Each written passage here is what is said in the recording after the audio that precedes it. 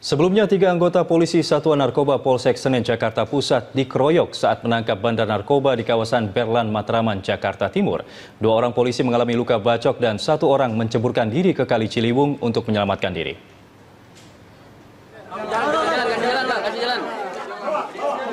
3 anggota penyidik narkoba Polsek Senen, Jakarta Pusat dikeroyok sejumlah orang saat melakukan penangkapan bandar narkoba di kawasan Berlan, Matraman, Jakarta Timur, Senin sore.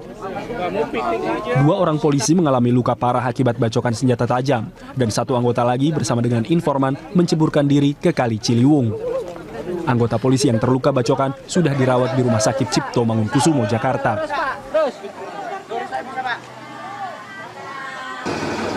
Kapolda Metro Jaya Irjen Pol Tito Karnavian didampingi Direktur Kriminal Umum Kombes Pol Krisnamurti dan Kapolres Jakarta Pusat langsung meninjau lokasi pengeroyokan dan penggerebekan bandar narkoba guna memastikan proses penyisiran pencarian para tersangka pengeroyokan. Selain itu, polisi juga terus melakukan pencarian kepada 1 anggota kepolisian yang menceburkan diri ke Kali Ciliwung.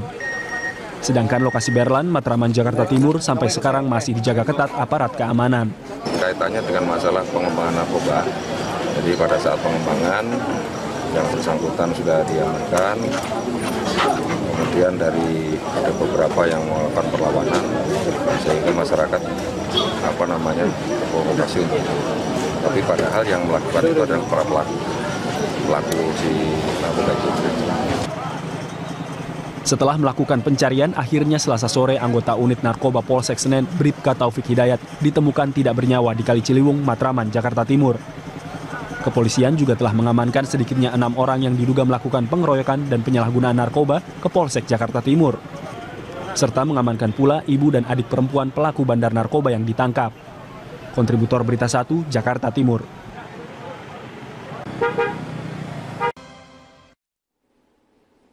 Pemirsa, saat akan menggeledah ruangan anggota Komisi 2 DPR RI fraksi PKS Yudi Widiana yang berada di lantai 3 Gedung Nusantara 1 DPR, penyidik sempat berdebat dengan Wakil Ketua DPR Fahri Hamzah. Perdebatan terjadi karena Fahri memprotes penyidik KPK yang membawa brimob bersenjata lengkap masuk ke gedung DPR. Kalau Anda nggak percaya dengan keamanan di sini, jangan masuk ke sini. Kami punya apa? Tidak. Kami tidak. Saya diberikan kewenangan oleh undang-undang untuk melaksanakan itu. Undang-undang apa? Undang-undang mana?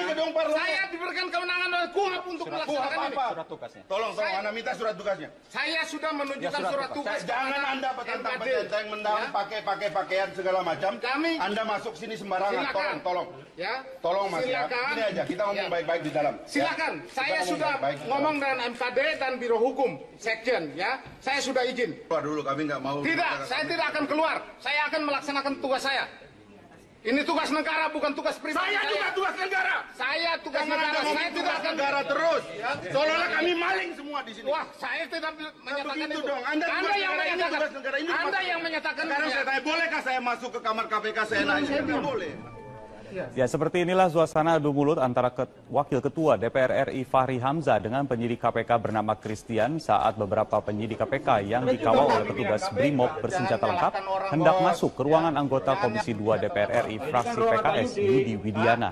Karena penyidik KPK tetap berpegang penuh pada surat tugas yang memberikan oleh pimpinan KPK, akhirnya Fahri Hamzah dan Nasir Jamil bersama seluruh staf khusus dan tenaga ahli fraksi PKS akhirnya meninggalkan ruang fraksi PKS yang berada di lantai 3 Gedung Nusantara 1 DPR RI.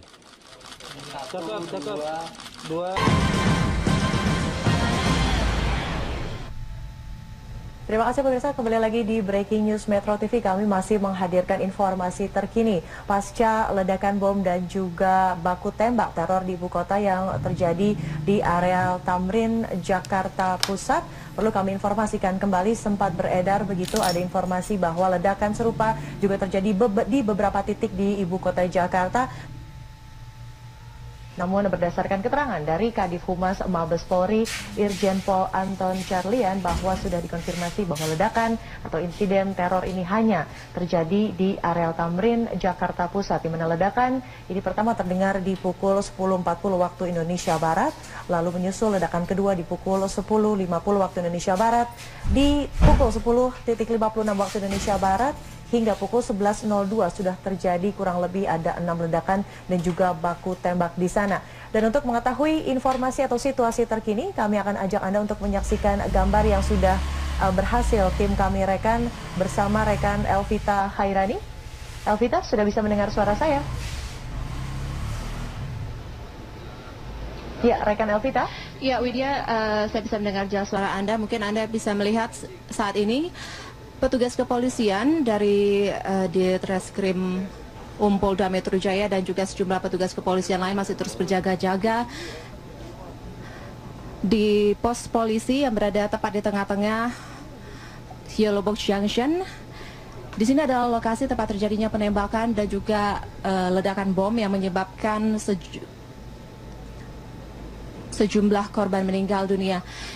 Dan saat ini pihak kepolisian masih terus mengumpulkan bukti-bukti dan juga sejumlah proyektil. Tadinya kami bisa melihat jelas beberapa barang-barang yang akhirnya sudah diambil oleh pihak kepolisian. Dan tadi juga sempat rekan kami menemukan proyektil peluru yang berada di Gedung Jaya, di halaman parkir Gedung Jaya,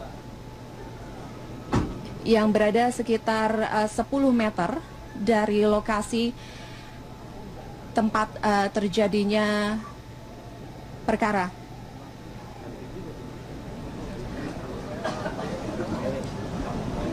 Tadi sebelumnya juga lokasi ini sempat didatangi oleh Wakapolri, Komjen Pol Budi Gunawan, dan saat ini kami juga masih bisa melihat kehadiran dari Ditreskrim Kombes Pol Krisna Mukti yang masih terus mengumpulkan sejumlah barang-barang atau juga sampel-sampel yang bertebaran di sekitar lokasi dan juga proyektil-proyektil yang masih bisa dilihat di sekitar lokasi. Beberapa saat lalu juga kami sudah melihat bagaimana beberapa orang anggota kepolisian memasuki gedung Jakarta Theater dengan memakai pakaian anti bom, dan mungkin Anda bisa juga melihat kaca-kaca di sejumlah lantai yang ada di gedung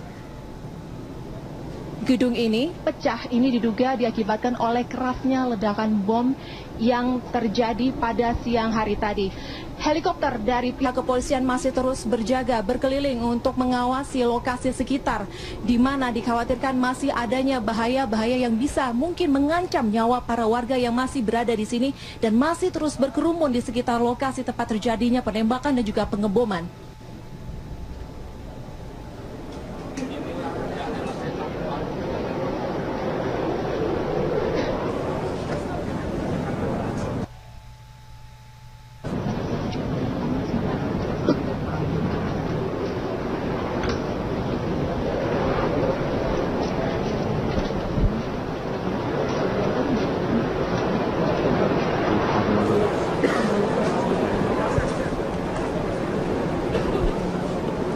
Satu hal mungkin yang harus diingat oleh warga yang masih berada di sekitar lokasi Sarina adalah untuk tidak mendekati lokasi.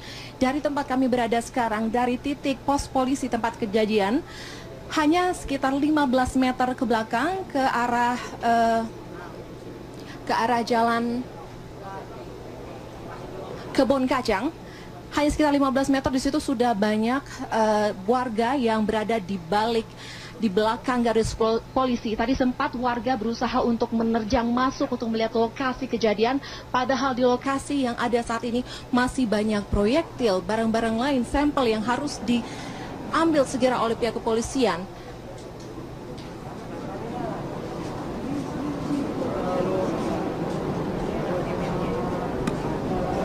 Hingga kini kami belum mendapatkan informasi terakhir apakah tadi sempat ada informasi yang beredar di kalangan.